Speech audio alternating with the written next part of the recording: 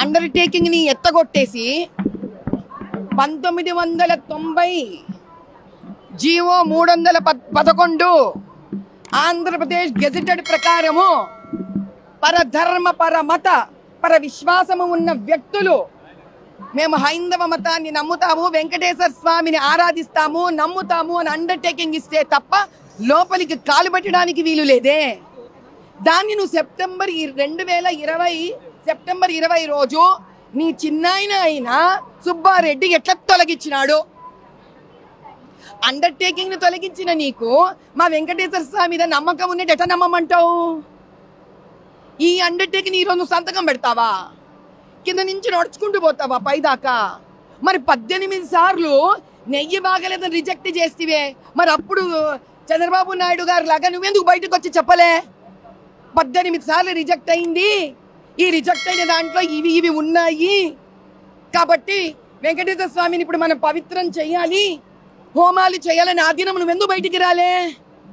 ఆ దినం నువ్వెందుకు మెట్లెక్కిపోలే? ఆ దినం చెప్పింటే మా బోటి వాళ్ళం ఆ రోజు ప్రాయశ్చిత్తం చేసుకునే వాళ్ళం కదా.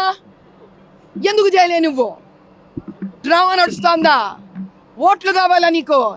ఇంకొకసారి రాజకీయాన్ని భక్తిని కలిపినాడా ఎవరన్నా పొలిటీషియన్ నాలాంటి వాళ్ళు అనంతమై వస్తారు మీ దగ్గరికి. వెంకటేశ్వర స్వామి దిగొస్తాడు. అసలు ఆ పని తిరుపతి దగ్గర కూడా రానికూడదు. ఎంత పాప ప్రక్షాళన చేస్తాడంట. చర్చిలకు వయ్యి చేసుకోమని చెప్పు.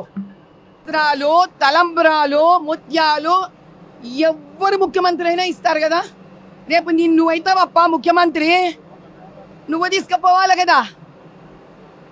మీ భార్య మన వచ్చిందా? మీ అమ్మ వచ్చినారా? మీ పరివారం ఏమన్నా వచ్చిందా? వాళ్ళు అండర్టేకింగ్ ఇచ్చినారా? నువ్వు చీఫ్ మినిస్టర్గా గవర్నమెంట్ డబ్బు పెట్టుకొని నువ్వు తీసుకుపోయేది ఏం గొప్ప? అక్కడ ఎవరిని పెట్టినా తీసుకుపోతారు. నువ్వు చీఫ్ మినిస్టర్గా రూల్ బట్టి పోయినావు. హిందుత్వాన్ని నమ్మి గౌరవించిపోలే నువ్వు. అర్థమైందా? చీఫ్ మినిస్టర్గా నేను చేసిన అంటావేంటి? పక్కన పెట్టండి.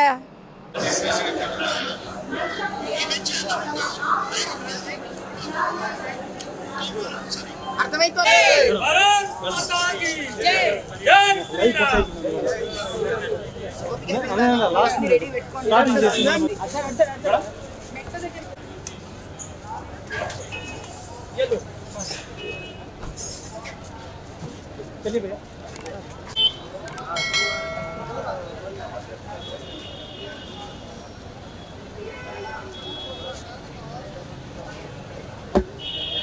కొంచెం